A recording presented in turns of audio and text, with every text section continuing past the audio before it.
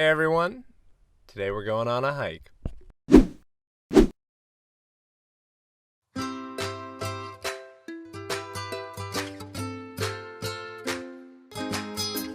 Hey everyone, welcome to the fish tank. Now, as you can see, we are currently on a hike in Washington State, the Evergreen State. Now, already out of breath, not a great sign. But I really wanted to talk about environmental design and kind of like how it's done really well.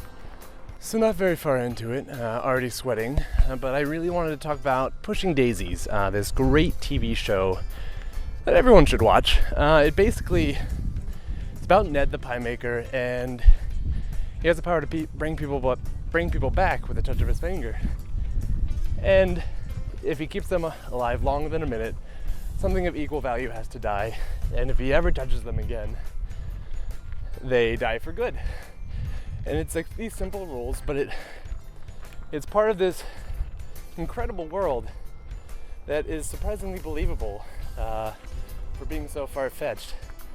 Like, it combines bright colors with old antique cars and retro designs, and it creates a world where it's believable that there's a honey shop that is built to look like a giant beehive, or that there's his pie shop that looks like a giant pie. And everything is so full of character that you immediately believe it, and it's just so colorful. And watching it again in HD, it looks like a brand new show. And it makes me sad that it was canceled after just 2 seasons because the writers' strike and no one came back to watch it. That's really the only bad part about it, is that it wasn't able to get the ending that it wanted. And so you're kind of left with this literal cliffhanger, and that's a real shame. We're a little higher up now. Thought I'd do a little better than this. I'm already quite sweaty, not very far. But anyways, I want to talk about next into movies. And the first movie I want to talk about is a fairly recent one, Quentin Tarantino's The Hateful Eight. Now this movie, oh my god, that environmental design. Now, you're talking a movie where, for a large majority of it, takes place in a single room. And it's amazing how much character he gets into this room. And the surrounding area, everything makes it this really believable place. And it's really hard to keep everyone's attention when you only have so much to look at. But he's able to do it, and he creates this really believable space that is almost a character of its own. And I gotta commend him for that. Also, just a phenomenal movie. So if you haven't seen that movie, it's just great. And if you can somehow get the roadshow version that has the intermission, that intermission is just so perfectly paced. It's at the exact right moment, and the movie just changes tone right after the intermission. It's just expertly crafted. It's worth a watch. Now that things are leveled off some and we've had a chance to cool down a little bit, I feel like I can finally talk about Mad Max Fury Road. It was a little too hot earlier. Now, Mad Max Fury Road, unless you've been living under a rock, is this incredibly gorgeous movie. George Miller, best in the biz, doing it again, showing us that film is really his medium and that no one else stands a chance. This movie, it's hard to make sand beautiful and interesting and visually different throughout an entire movie, and he does it with flying colors. And even if you want the show in black and white, or as they call it, I think it's chrome and white, or like chrome and black, I don't know. Anyways, if you want this show in color or without color, both versions are incredibly gorgeous.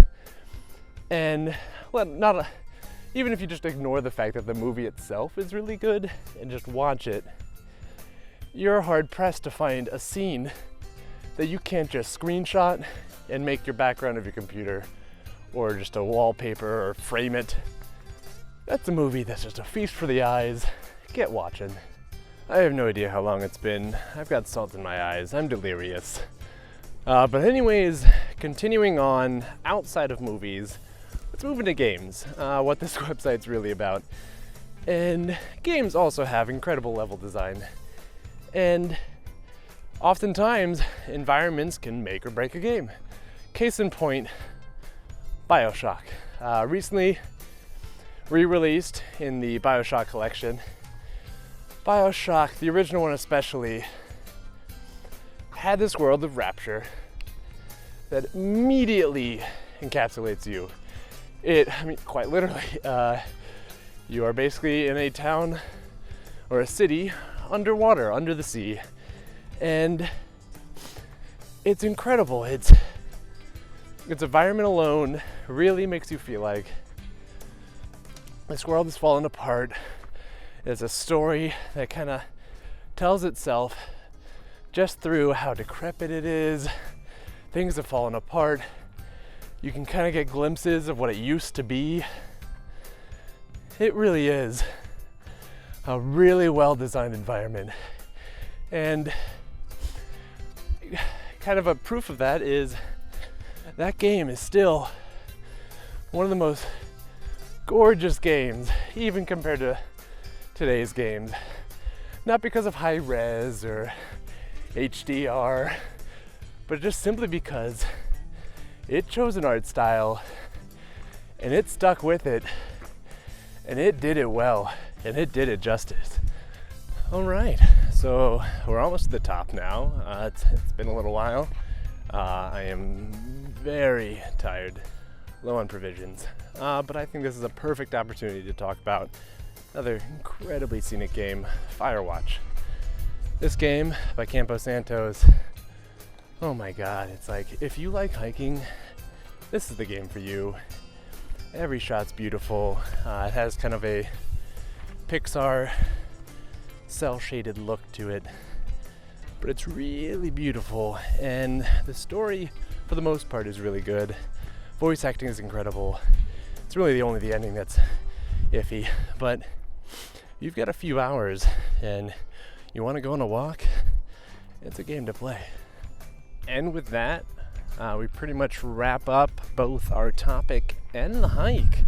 We're pretty much almost at the top here. I want to thank you all for joining us this week. Hopefully this makes you appreciate the environments in your games, your TV shows, your movies a little bit more. Also, I don't know, maybe on a nice day like this, you might want to go on a hike or something. Just enjoy the world.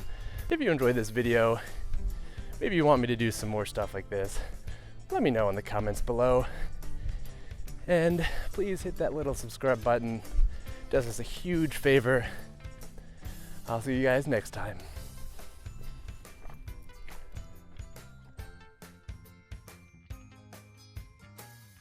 So since we were talking about movies, I recently went to the movies, and one of my biggest pet peeves is that people seem to, as soon as the credits roll, split. They're out of the theater, they're heading back home. They don't want to see that anymore. And it's a shame, because there's a lot of effort that goes into what songs they're gonna play. They're letting you know, like, all the people that worked on it. Sometimes there's visuals going along with it. And it's not just the, I want to wait to see what Marvel is going to show at the end of the credits.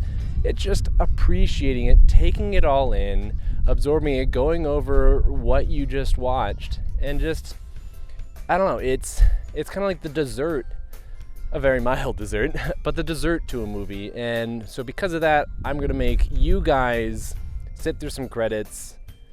It's going to be a long one, so just sit through these credits, please. Appreciate them, and maybe next time you're at the theaters, you'll sit and watch and appreciate all the work that they went through, even in the credits. See you guys next time.